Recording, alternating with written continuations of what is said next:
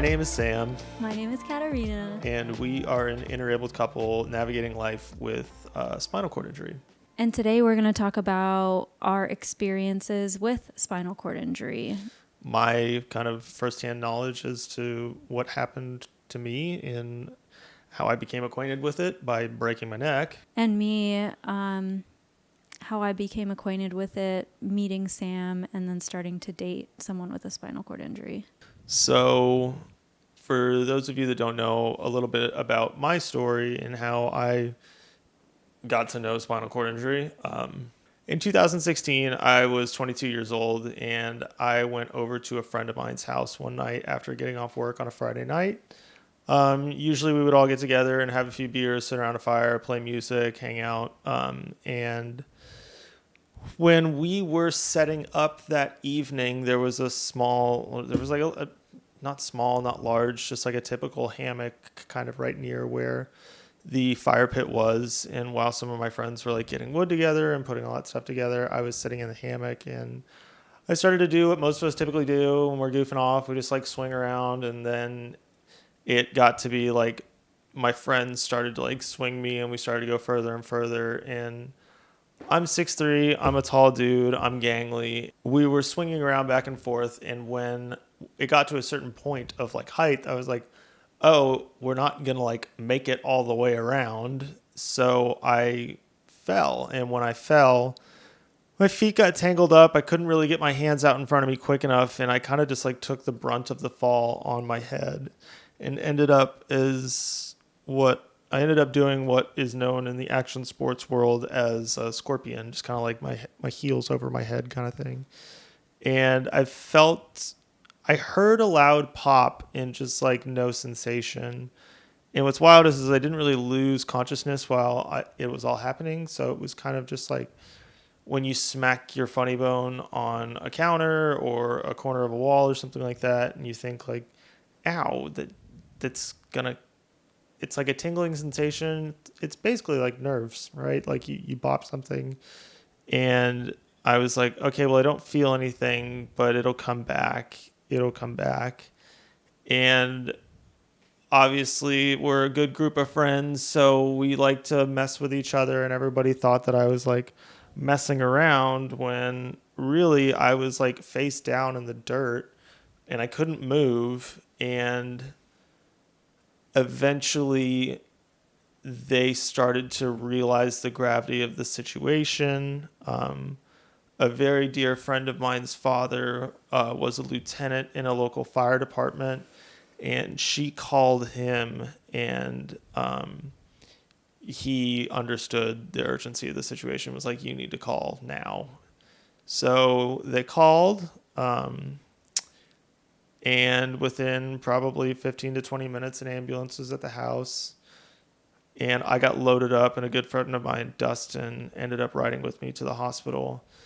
And within about an hour, I had figured out that I was probably not going to walk again, that I had suffered a spinal cord injury. And it just happened so fast, just like every other traumatic story you hear from people of like, it all happens so fast. And it does. Like, I think it's, what it is that there's like so much trauma condensed into one little evening that it's just, it seems like it's happening really, really fast. So, I then had to undergo surgery. In that time frame from like being admitted to undergoing surgery to really like probably the first 2 weeks after surgery, I was so drugged up. I was so out of it. And I'm so grateful that I have had and still have my family around me, because they were able to kind of like be my advocate when I really needed one, when I wasn't really able to like speak or do anything. So, I think it was about 2 days before I went into surgery. And then I got put into what's known as like a halo. And then they do like traction, where they're basically like, I think traction is before the surgery. They're trying to like relieve as much pressure on the spine as they possibly can. So I've got like scars in my forehead from where the halo went in, and there's basically like 4 points where screws are drilled into your skull. It's pretty brutal. But yeah, I am in the hospital at this point dealing with this stuff. I got trached. The microphone's in the way. You can kind of see that I didn't have the ability to breathe, so they had to run a ventilator in through my throat. And that was difficult for a lot of different reasons, but one being I couldn't feed myself at that point, and two, I couldn't talk. So it was a few weeks, if not a month, of not being able to talk. And about that long, maybe a little bit longer.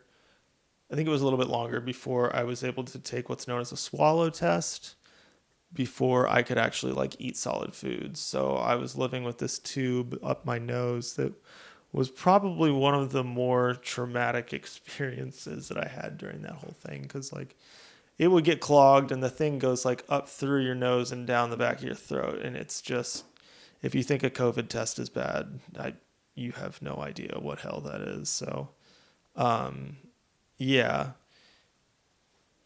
getting to the point where I could communicate again was huge. I remember not being able to communicate. My sister was like the only one who could really understand what it was that I wanted in that time. So that was really great for her to be able to be there. She left her job in New York and came down and spent the majority of the 3 months in the hospital with me. My parents and her kind of had a rotation of like who would be staying with me at night and who would be helping and kind of continue to be my advocate. After gaining the ability to speak again, and then subsequently being able to eat solid foods again,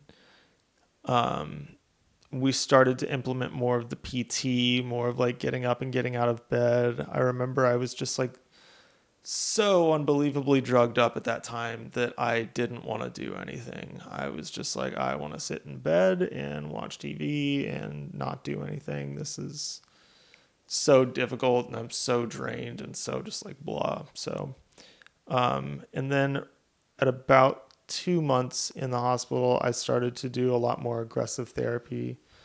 And that's where the family kind of started to get educated on how things were going to look for us, what medical devices I was going to need to make life manageable for not only myself, but the people that were going to be helping me.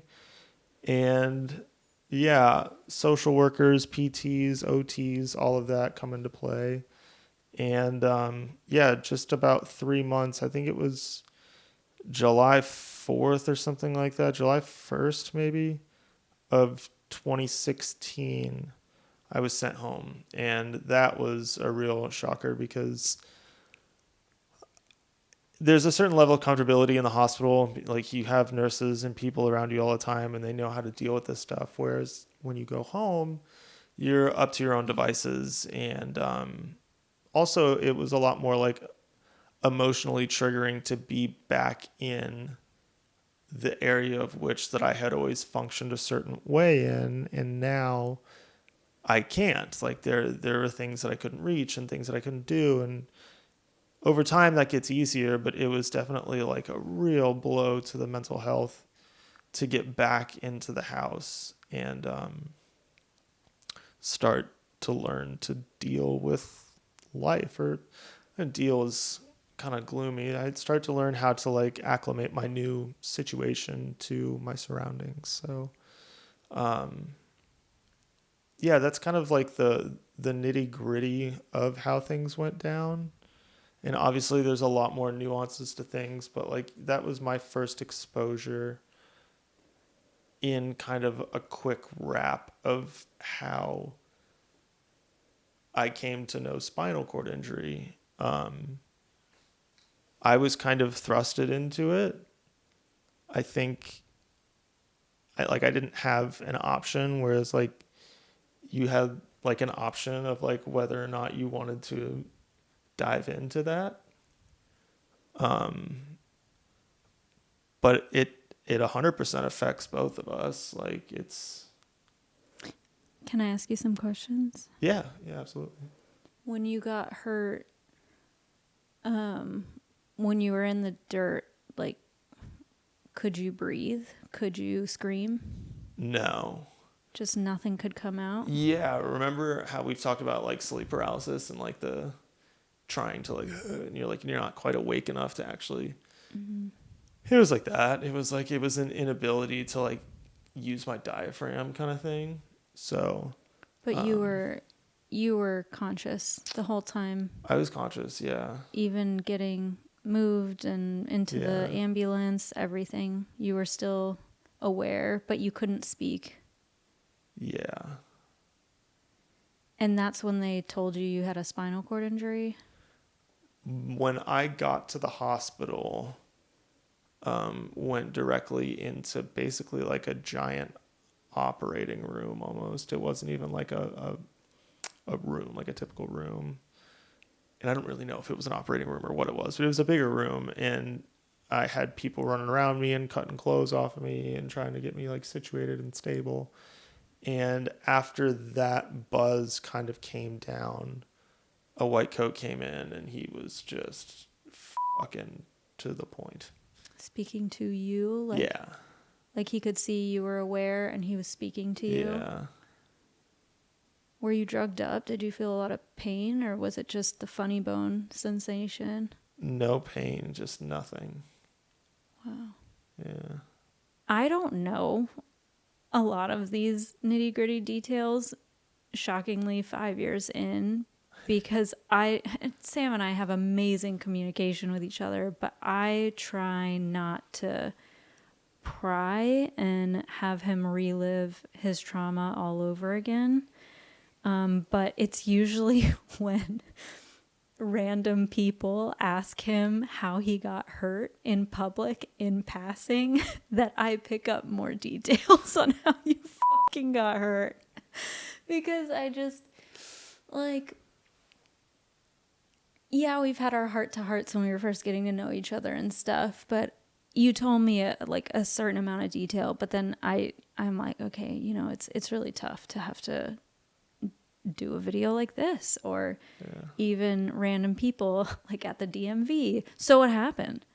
And then Sam has a spiel for random people, and he's got a spiel for, people who are a little bit closer that he can, kind of give you more of a trauma dump, kind of more detail about it. But we don't really dive deep together because I just kind of get that it was scary and a life-changing moment that you've had a lot of years of kind of coming to terms with and dealing with the roller coaster of how you deal with any trauma, like how anyone could deal with trauma. It's just a lot. It's an up and down roller coaster. So I try not to pry too much, to be like, so let's dive into your trauma. Like, I'm not trying to do that to you. Tuesday morning breakfast. How did you feel? Yeah. Yeah, no, I mean, a lot like, I always experience this with like funerals, that it's always really difficult to lose someone, but I always found the one thing, I'm going to try to do this without busting up here, but the one thing that always is really triggering for me at funerals is seeing the other loved ones and how like impacted they were or they are by the loss. Like that's always so difficult to see, and it always kills me. And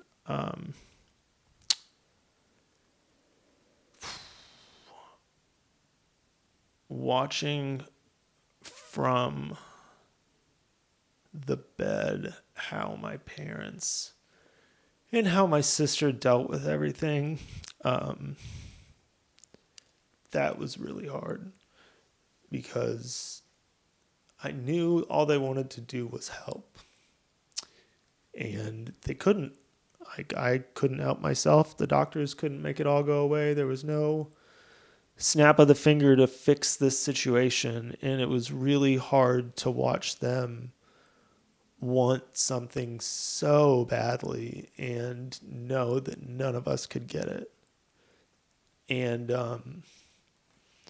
that continued until shit, probably that continued for the next few years as we all like continued to learn about spinal cord injury and what the norm was and like how to interact. And I have so many memories of like being with my mom in my old van, and we were just exhausted, and we would say some shit to each other because we were just trying to figure out how to find normalcy again.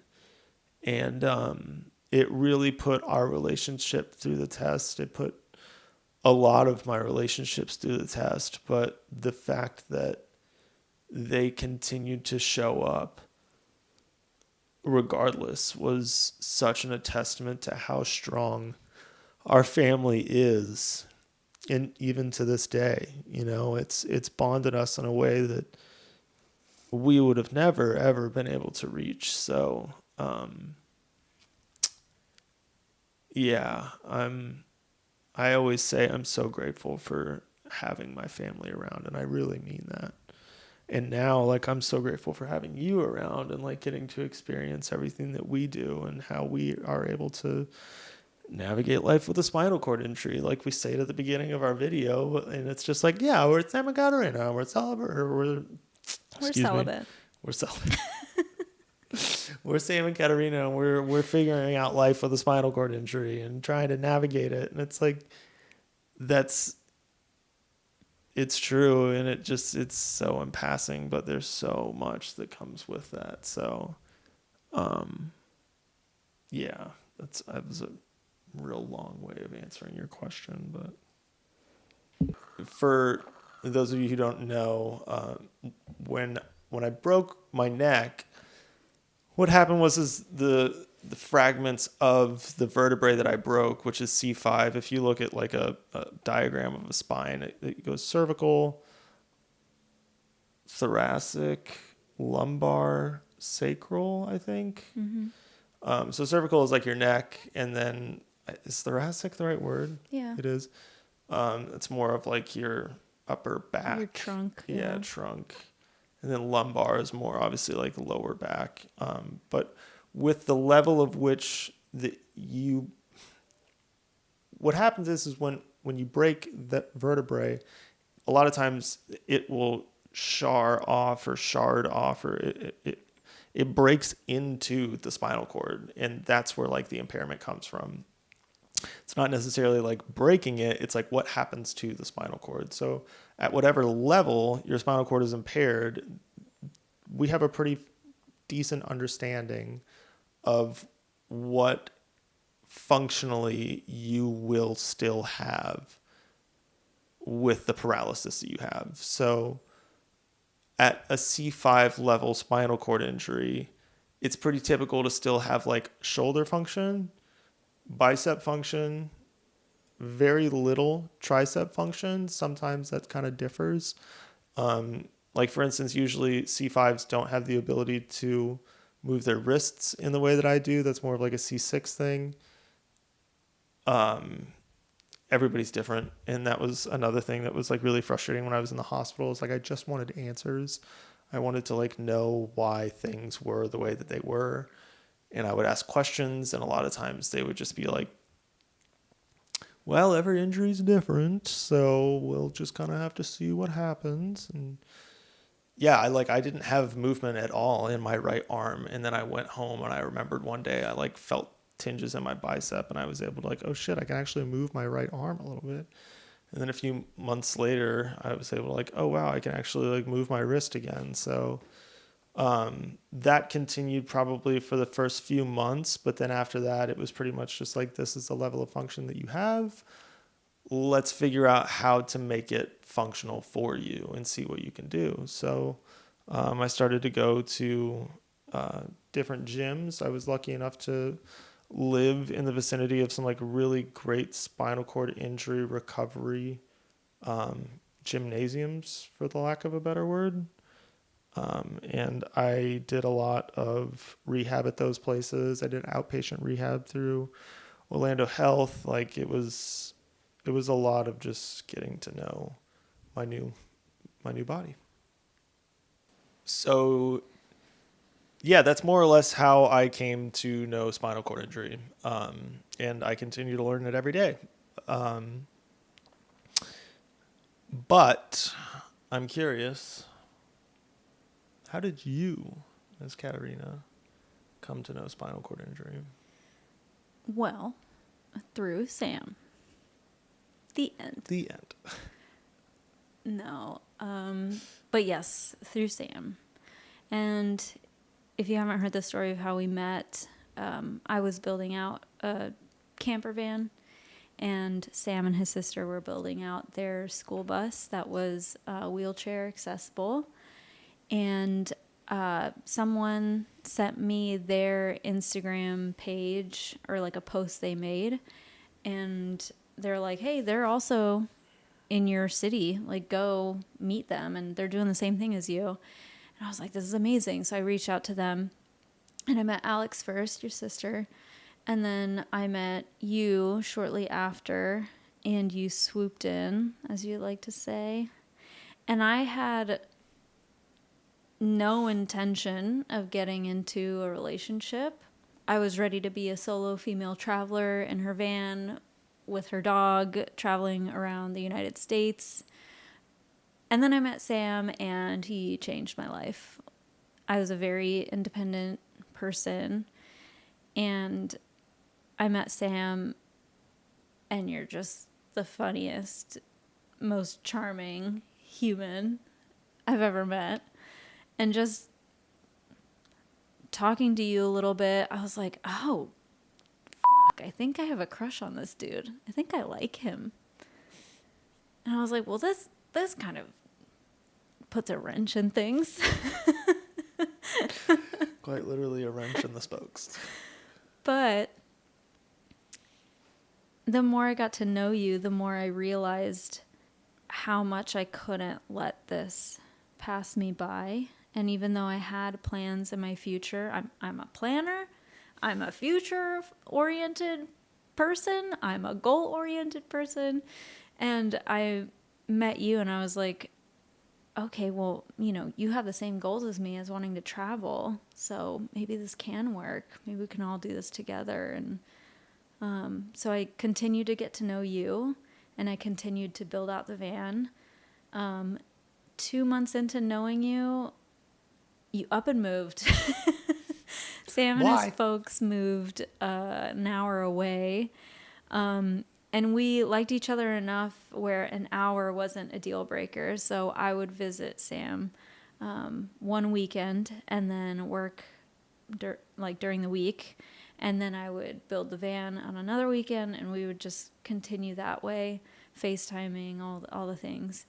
One thing about me that I think has made us successful as a couple is my propensity to research. Like I'm a researcher. I dive in immediately. So as soon as I saw their Instagram post, I was like, oh, a brother-sister duo, he's disabled. I didn't know if Sam was disabled at birth or what his story was. And I learned your story like more and more as I got to know you. And I was shocked to hear how you got hurt and that you were, able-bodied, and that it changed overnight. And that killed me.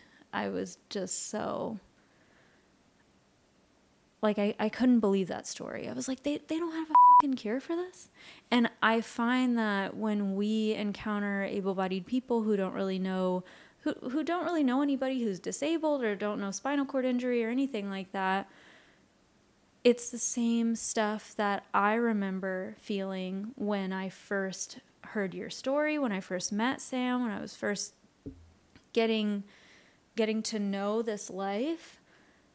I'm like, how do they not have a cure? The is this? Like, that's unacceptable. We need to put money in this yesterday. Like, what is this? But nerves are definitely a tough thing that scientists have not been able to understand or grasp. So yeah, it's still there's still no cure. I was like, this is crazy. He's going to get it back. He's going to get it back. And, it's like you go through all the stages. But I researched the fuck out of spinal cord injury when I first met you and started to date you. Because I needed to know. I was like, well, what does life look like? What can we do together? How can we be a couple together? We want to travel. I want to adventure around. Like, how are we going to make this happen? Am I even cut out for this life? Like, how can I do this? So I was listening to podcasts with people with injuries or anything where people were hosting people with spinal cord injury on there. I was looking at YouTube videos of random people. Like, I was going into the depths of everything. I was looking up like scientific research papers, and I'm familiar with the research process, having gone to grad school and doing, like research and shit. So I'd read all those things. I'd look at their methods. I'd look at their stats. Are they using the right stats, like, to find their findings? Like, just trying to figure out what was going on.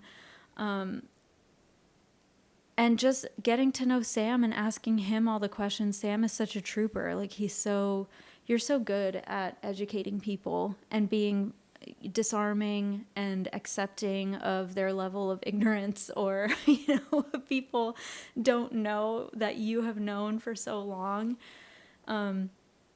You're so kind about it.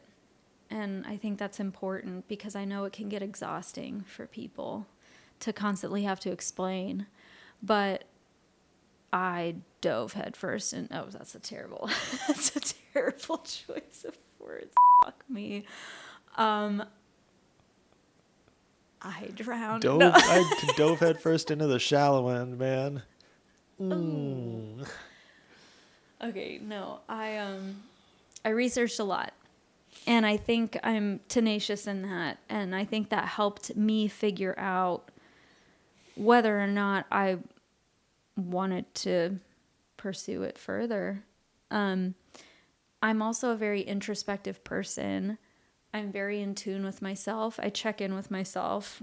I'm a journaling bitch, okay? I explore all of my feelings, all of my fears, my doubts, my excitement, my everything, and just try to assess, well, what will life look like? There's also the factor that, we say interabled couple, like one person is disabled, the other person is able. And that's true, because I'm physically able, but I also deal with autoimmune disease, which is up and down, flares happen, weird symptoms happen, and my energy can tank like really easily. So, am I the type, can I be healthy enough to also support Sam and help care for him as well? So we find our own balance now. But those were all the things that I was asking myself in the beginning. I loved the videos of Zach Coley. I'm not sure, but big shout out. Yeah, big shout out to him. I saw him making videos where he was in the kitchen making a quesadilla. And I was like, oh my God, like, it's just, you have to get innovative with things. He was so helpful. Cole and Charisma, and I think they were newer at the time, but seeing other interabled couples thriving on social media was such a big help.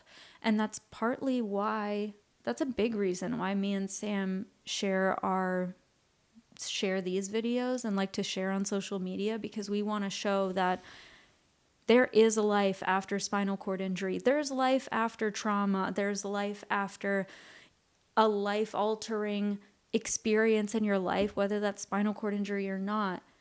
Everyone goes through tough, traumatic, horrific things in life, but it's how you respond to it. It's how you deal with it, and the support of your village, the people around you, that, it's your mindset, it's the people around you, it's your support system as a whole, and that things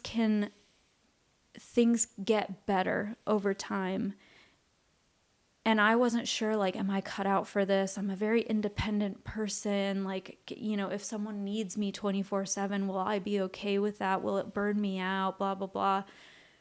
But there's ways to balance out your situation. There's always resources. There's always innovation. There's always support. It just depends on, you know, everyone's situation is so different. I don't want to say like there's always support. Like, you know, it's a you problem, because that's not what I'm trying to say. I just want to show people that things can get better. And for me, whenever I would do some introspective work to be like, are you cut out for this, dude? Thinking about Sam and how you are as a person and how kind you are and how emotionally intelligent you are and how supportive and accepting you are of the people around you, and how you make people feel at ease, it was a no-brainer. It's a no-brainer, dude. I'm like, fucking yes, I will change my whole trajectory for this relationship. Like, it's a no-brainer. How could I not? How could I let this pass me by? You're just a special person, a beautiful human being, and yeah, it was easy to fall in love with you and get to know disability. Like, I was an able-bodied, ignorant bitch about disability. I was putting my carts in the lines because that's what my parents did, and I never thought it was bad, you know? Like, and now when I see people doing that, all I want to do is educate. I don't want to be like, hey, piece of shit, blah, blah, blah. You know, like, I don't have that tone, because I'm like, I was there, you just don't know. Yeah. That's okay. You just learn and you adjust, and that's better. Things are better already. Yeah. You know? Right.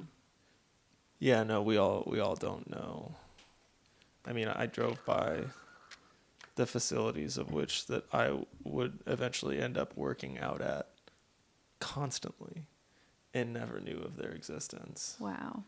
And then I ended up like making some friends in there that like legitimately changed my life. Like, so yeah, it's all in what you know, and it's all in what you don't. And not to say that everybody needs to go out and like get educated on spinal cord injury by any means, but like Katarina's right. We do this to help the people that are becoming newly acquainted with spinal cord injury, to show that like there's life after trauma. I love that. I think that's a really great way to say that. And two, like, there's community for you. And I've learned more from the individuals that I've met who are living with spinal cord injury than any other professional or medical setting that I've ever been in my 9 years with paralysis. Like, I have one-off conversations with guys who are C5, C4, paras even, and like, I learn a lot about how to deal with things physically and emotionally. So yeah, I think that's a big reason why we want to do these things. So I think with that kind of sums up how it is that we've come to know spinal cord injury. That was a tearjerker. I think I need some therapy. We were supposed to film this probably like 3 or 4 different times, and we both kept conveniently finding excuses as to why we couldn't film this. And I think this is exactly why we had a problem filming this. Because we knew it's not the lightest topic and it's not the lightest subject matter. However, vulnerability creates connection, and I'm such a firm believer in that. So 1000%. I hope that if you or anybody you know is dealing with something as traumatic as spinal cord injury or whatever it is that they're going through, this can help. So, and sometimes people's traumas are completely invisible to other people. Yeah. And you don't know. But mental health stuff, you know, like anything. Sam says it beautifully. You always say, everyone carries their 10 pounds, you know, and some people are like, oh, you know, like, my problems are nothing in comparison to spinal cord injury. But it's like, don't diminish your things that you're working through because someone else went through, spinal cord injury. Like, that doesn't mean it's not significant for you. Don't devalue your situation, because there's always going to be somebody who's suffering more. Like, that's just a matter of fact in life. So whatever it is that you're dealing with is just as important as what anyone else is dealing with. So I think this was good. Sometimes trauma makes us gassy. We love making videos like this for you guys. It means a lot to us. And if you enjoyed it, please consider supporting us on our Patreon. Anything helps us continue to create. We could not have done it without the support of our patrons. The Totoro Bus, Bennett, Jocelyn, Melissa, Harley, Allie, Mari, Evelyn. Thank you guys so much for your support. It really does mean the world, and it allows us the freedom to continue to create this stuff. So thank you guys from the bottom of our heart. If you liked this video, please comment, share, click all the things so the algorithm gods can do its thing. I don't fucking know anymore, but it means the world. Like, the whole point of doing this is to build community and build support and talk to each other. So leave a comment, reach out to us. We read everything. We love this community, and we love supporting each other in it. So please consider clicking all the fucking things. I don't know how else to end anything. If you know somebody who's new to spinal cord injury or has underwent some sort of a traumatic injury, consider sharing this video with them to show them that there's other people like them out there, and maybe even we can connect further. So with that, I think that's a wrap on this video. Thank you guys for joining us. Thank you for clicking. Thank you for your time. And we'll see you on the next one. We love you.